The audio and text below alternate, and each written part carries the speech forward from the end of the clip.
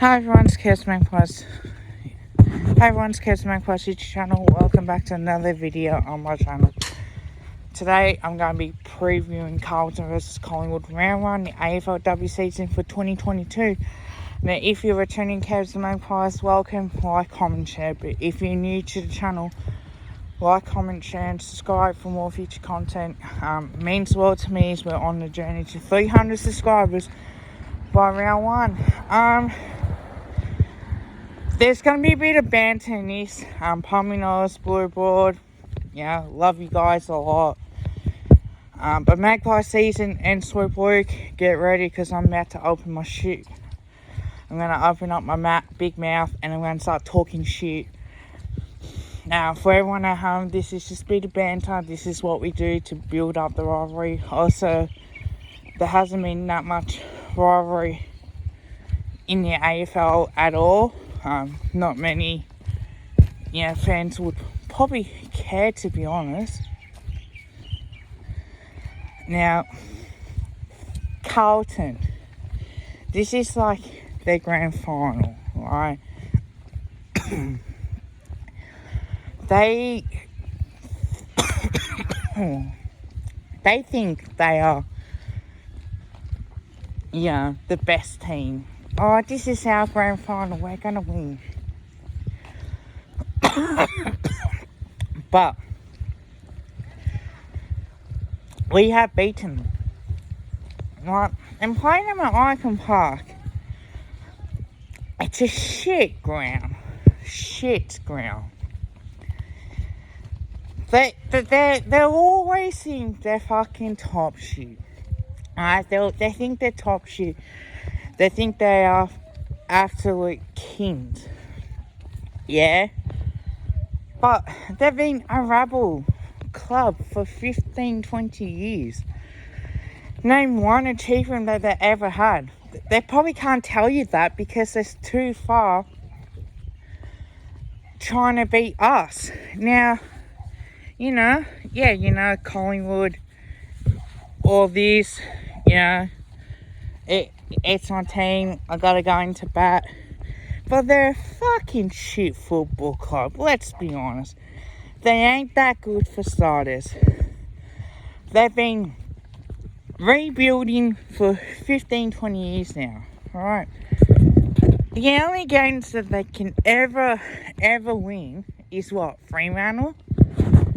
Are they kidding me? Are you kidding me? The only wins that you have is against Fremantle. Now, we have struggled to beat Fremantle, but what's the one thing that we have done that Carlton has never done in their lives? Made it to a grand final, beaten Richmond on the biggest stage at the MCG, and they can't even beat West Coast, which we have beaten them. So that tells you something. That tells you that we are so much better than Carlton. So they're full of shit. Look at them supporters. They're a bunch of girls. They're sooks. They're a bunch of girls. They certainly play like that. And they think that they're better than us. Are they forgetting?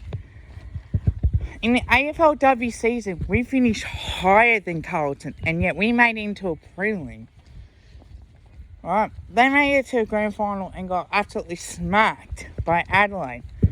At least we show more heart when we play finals than what they have in their existence in the competition. And we also are a better AFL team than they are. Right?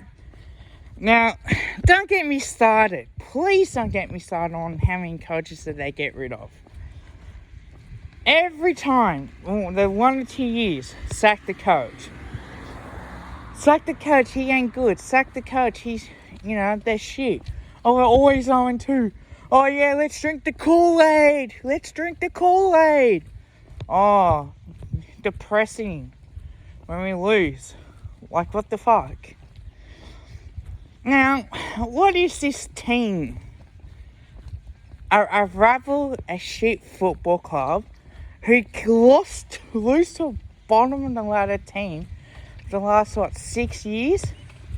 They lost to North Melbourne. What did we do? We beat North Melbourne. We beat West Coast. We beat Richmond. And yeah, they beat St Kilda. Alright, props to them for that. But we beat Adelaide as well. But we beat them in round 2 last year, so that's all that matters. So we won all in that department. But we've had a better record than Carlton as well. The last couple times we played, we've beaten them. Why? Because we're a good team. Now, this is a Sunday game. But having said that, we are going to win. Now, I may not be there to go and watch it. Probably because it does sell out pretty quickly down there. And I've been to the ground myself, and it's not very good seats. Let's be honest, it's a shit football ground. I don't know why they bother training on it. But they aren't that good. They're simple and as effective as that. Stick that up where the sun don't shine, shitheads, because you're going down. And I'm going to talk my shit so much when we beat you guys, because our things are we're the best. And for Carlton, it should be we're fucking shit. Now, the preview of this one, now that's a bit of banter out the way. So this is light-hearted, guys. Now the preview starts. Now, what's one thing that Carlton are good at, right? That they're very good. Darcy Valesio are forward. Like, she can really kick a couple goals as well. They did have Taylor Harris last year. They've lost her. So it should be really interesting to see what would happen with that.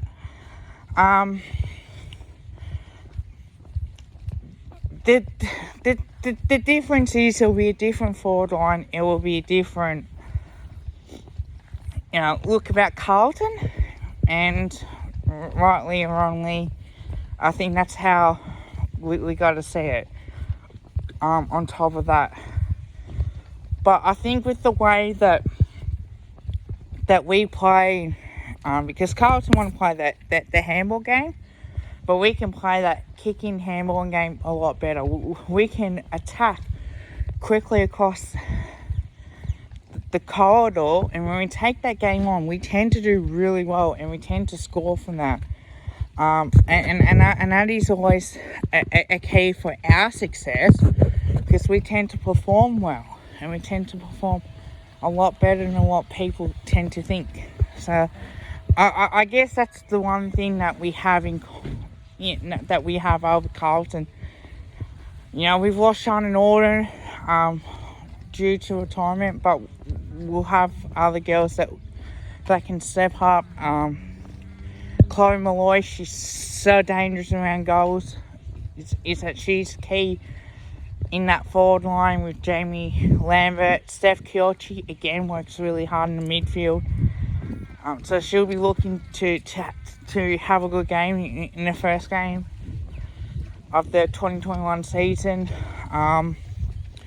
And I feel like Stucker, Stacey Livingston, Ruby Slideshows is another one. Ash Brazel is another player who can kick a goal as well, but can play really well across half-back. Sophie Casey's another one that tries really hard. Jamie Lambert can play in the midfield, can also play up forward as well. And Sophie Alexandra on top of that. Now, Sabrina Frederick is another good threat for us up forward. Did really well in the practice game. And that's one thing that she's so good in front. Is that to able that if we play in the forward line, we can play Chloe Malloy up at centre half forward and get her to push up the ground and really take those marks. And when the team lineouts do happen, I definitely will be talking about that. So I do think that this game is going to be won and lost in midfield. certainly do think that. I'm not going to lie, that is a great possibility. But having said that, we should be favourites at this ground. Realistically, we play really well. We are at the top teams, and to play top 4, playing a prelim, I think there's a lot of hunger that comes out of this as well. For us, because the hunger should be there. Losing in the tight game, I reckon will come out and really show that prelim final, did hurt. That would make us stronger going into a finals game as well. So that's why I think on top of that's going to be good signs for us.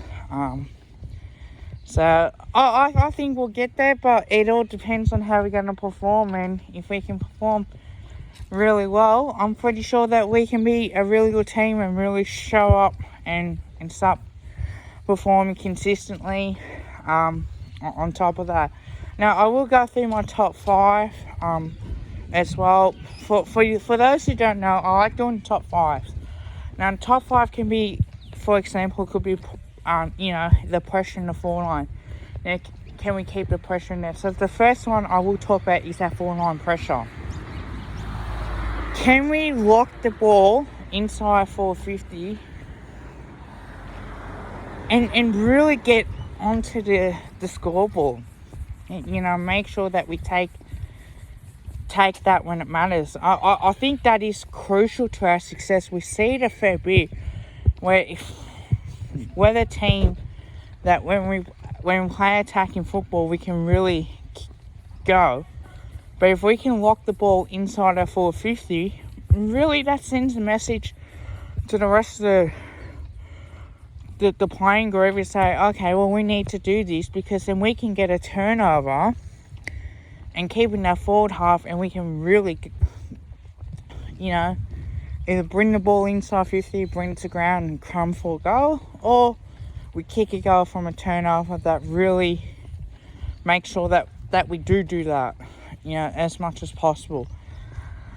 Number 2, I think this is a prime example of this, playing for quarters. Now, what I mean by playing for quarters, the AFLW, is we got to take the most of our opportunities, right? We know how good Carlton can be when they played their best footy. Nothing more than for me to send them 0-1 after round 1. But playing for quarters is, can we kick 2 or 3 goals and not kick 1 goal for? And that's one thing that I have to see more often. It's the only way that I can see for myself that playing that way does really help. So that's how I see it, and that's what we need to do moving forward as well. Now, the third one is our forward line. It's a key, right? We got to make sure we get the opportunities and take the game on.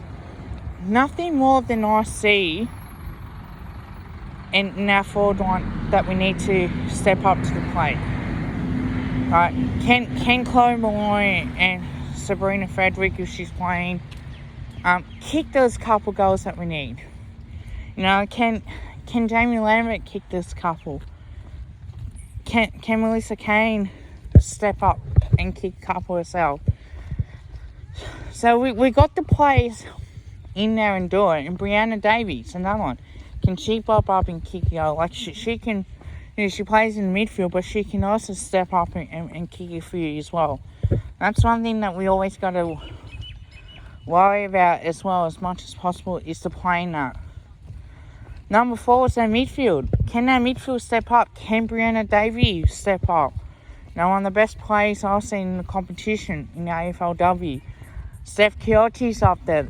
She doesn't need to have a lot of the ball, but she does bring leadership with Brianna Davies, and that's one thing I like it. Jamie Lambert, when she plays through there. So there's going to be opportunities there to be won. It's how we step up and perform with that, and I think we can do it. And I certainly think that this should be a game that we should beat Carlton. We've got a good record the last couple of years. Playing against Carlton when they had Taylor Harris. What's one thing that you do against Taylor Harris? I think that we all know what she's capable of.